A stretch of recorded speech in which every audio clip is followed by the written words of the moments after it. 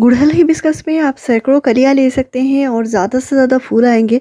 तो इसके लिए आपको बाज़ार से कोई भी महँगा खाद लाने की ज़रूरत नहीं है। मैं ऐसे घरेलू उपाय बताऊँगी, आपके पौधे में इस तरह सैकड़ों कलियाँ बनेंगी। और ये जो मेरे बड़े साइज़ के जो प्लांट होते हैं, उनमें मैं बाज़ार से कोई महँगा खाद लाकर नहीं देती। इनमें मैं घरेलू खाद ही डालती हूँ, क्योंकि ये मेरे प्लांट बहुत ज़्यादा बड़े हो चुके हैं। और ये जो प्लांट है, मेरे पास बहुत सारे प्लांट हैं, तो अलग-अलग तरीके के खाद देना और बार-बार देना पॉसिबल नहीं होता, तो मैं घरेलू खाद इस्तेमाल करती हूँ। और एक साथ जब मैं खाद बना लेती हूँ, तो सारे ही पौधे को एक साथ मैं डाल सकती हूँ।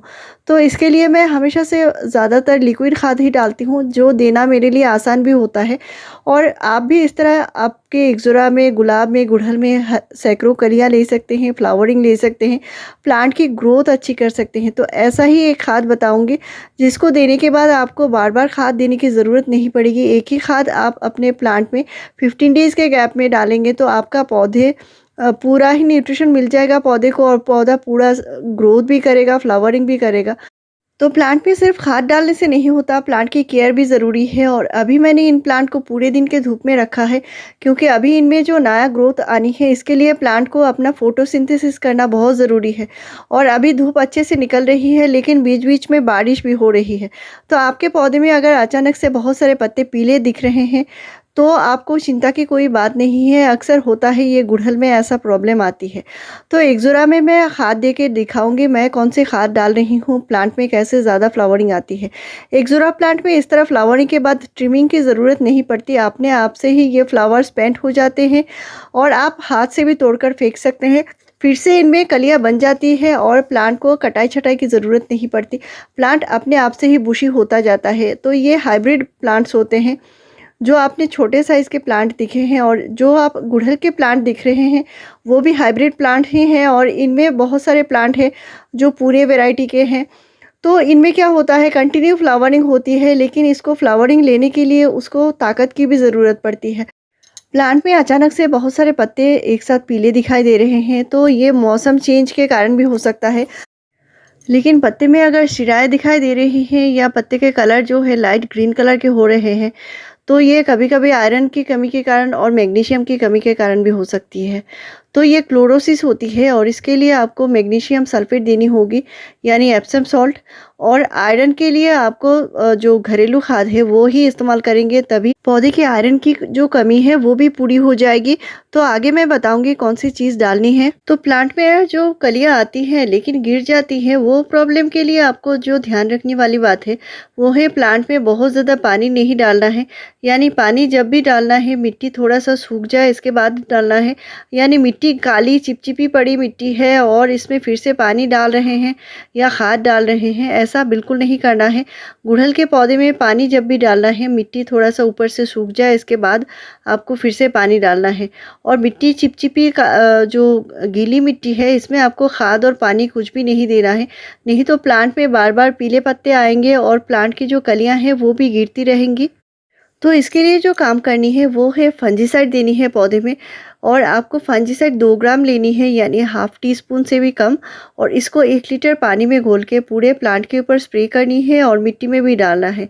और अगर मिट्टी बहुत ज़्यादा गीली है, चिपचिपी है, तो आपको जो है फंजीसाइड आपको मिट्टी में ही डालना पड़ेगा, और मिट्टी के ऊपर ऊपर की हल्की सी गुड़ाई करके मिट्टी के ऊपर फंजीसाइड दे देनी है। इसके बाद पानी नहीं डालना चाहिए। लेकिन अगर प्लांट के ऊपर स्प्रे करनी है, तो आपको 1 लीटर पानी में घोल के पूरे प्लांट के ऊपर स्प्रे करनी है। मिट्टी जब तक ना सूखे फिर से आपको पानी नहीं डालना है। और इसी गलती की वजह से प्लांट में बार बार फंगस लग जाती है, या तो प्लांट बिल्कुल ख़राब हो जाती है। प्लांट के सारे पत्ते जो होते हैं पीले होकर गिर जाते हैं। तो अभी मैं खाद के बारे में बताऊंगी। इसको देने से ही मेरे पौधे में जो है बहुत सारे कलियां बनी हैं, और अच्छे से अच्छा फ्लावरिंग हो रही है। मेरे एग्जोरा के प्लांट में भी ऐसा ही फ्लावरिंग हो रही है। तो यहाँ पे मैंने जो खाद लिया है, ये खाद मैंने प्लांट में फ्लावरिंग लाने के लिए दिया है, और इसमें मैंने पोटाश बिल्कुल भी नहीं दिया है। तो मैंने यहाँ पे लिया है माइक्रो न्यूट्रिएंट्स, यानी जो सीवुड जो ग्रेन्यूल्स आता है, वो सीवुड ग्रेन्यूल्स मैंने 2 टीस्पून लिया है। और साथ में मैंने 1 टीस्पून एप्सम सॉल्ट लिया है। तो प्लांट के ओवरऑल ग्रोथ के लिए एप्सम सॉल्ट बहुत ज़्यादा ज़रूरी होता है। आप जब भी नाइट्रोजन खाद डालते हैं, उस नाइट्रोजन खाद को एब्जॉर्ब करने के लिए एप्सम सॉल्ट यानी मैग्नीशियम सल्फेट की ज़रूरत पड़ती है। और एप्सम सॉल्ट कोई खाने वाला नमक नहीं है, मैंने इस पर कई सारे वीडियोस भी शेयर करके रखी हैं। एप्सम सॉल्ट प्लांट में महीने में सिर्फ एक ही बार देना है। तो सीवीड ग्रेन्यूल्स में 16-17 तरह के न्यूट्रिशन होते हैं, जैसे जिंक है, आयरन है, बोरन है, इस तरह की चीज़ें हैं। और एप्सम सॉल्ट आप जानते ही हैं मैग्नीशियम सल्फेट है, साथ में मैंने डीएपी दिया है जिसमें नाइट्रोजन और फास्फोरस होता है। तो रूट की ग्रोथ के लिए ये है। और ये जो मैंने खाद बताई है इसको मैं अपने सभी प्लांट में दे रही हूँ थोड़ा थोड़ा करके। गुड़हल में बहुत ज़्यादा नहीं देना है क्योंकि मैंने इसमें डीएपी लिया है। तो इससे आप हाफ़ टी स्पून गुड़हल में दे सकते हैं अपने गुड़हल के हर एक पॉट में। और साथ में मैं लिक्विड खाद बताऊंगी आपको। ये खाद अगर आपके पास नहीं है तो आप घरेलू किस खाद का इस्तेमाल करके आप अपने पौधे को पूरा न्यूट्रिशन दे सकते हैं। ये है वो खाद मैंने जो घरेलू तरीके से बताई है। आपके पास अगर सीवीड ग्रेन्यूल्स या जो एप्सम सॉल्ट या डीएपी ऐसा कुछ भी नहीं है तो आप घरेलू तरीके से ये खाद दे सकते हैं। और अगर है तो उनका भी इस्तेमाल कीजिए, साथ में ये खाद दे सकते हैं। तो इसको मैं डाइल्यूट करके दूंगी। इसमें बहुत सारे न्यूट्रिशन है, जो ऐसे न्यूट्रिशन जो प्लांट को बहुत ज़्यादा ताकत देगी, फ्लावरिंग भी लाएगी। तो मैंने जो ड्राई खाद यानी जो सूखी जो मैंने खाद दिया है उसको देने के बाद पानी देना होता है। तो इसके लिए मैं ये खाद दे रही हूँ। और इसके देने के लिए आपको 15 डेज़ के गैप में देंगे, इतना ही काफ़ी है। तो इस लिक्विड खाद को बनाने के लिए मैंने यहाँ पे गोबर का खाद लिया है। और आपके पास अगर पुराना गोबर है तो ले सकते हैं, नहीं तो आपके पास वर्मी कंपोस्ट है वो भी ले सकते हैं। साथ में मैंने लिया है यहाँ पे किचन से निकलने वाली जितने सारे वेस्ट छिलके होते हैं, यानी जो जितने सारे सब्ज़ी के छिलके हैं वो लिया है। आपके पास अगर फलों के छिलके हैं वो भी ले सकते हैं। बनाना के पील्स है यानी केले के छिलके हैं वो भी ले सकते हैं। साथ ही साथ जो बहुत ज़रूरी चीज़ होती है वो होती है नींबू। नींबू के छिलके हैं तो ज़रूर से लीजिए। मेरे पास अभी नहीं है तो मैं नींबू के जगह दूसरे छिलका का इस्तेमाल करूँगी। तो प्लांट में ये फ्लावरिंग लाती है, साथ ही साथ प्लांट को बहुत सारा नाइट्रोजन भी देती है। ये जितने सारे ग्रीन वेजिटेबल्स होते हैं या पील्स होते हैं या जितने सारे ग्रीन जो लीफी वेजिटेबल होते हैं यानी पत्तेदार सब्जी होते हैं, उनमें बहुत अच्छी मात्रा में नाइट्रोजन होता है।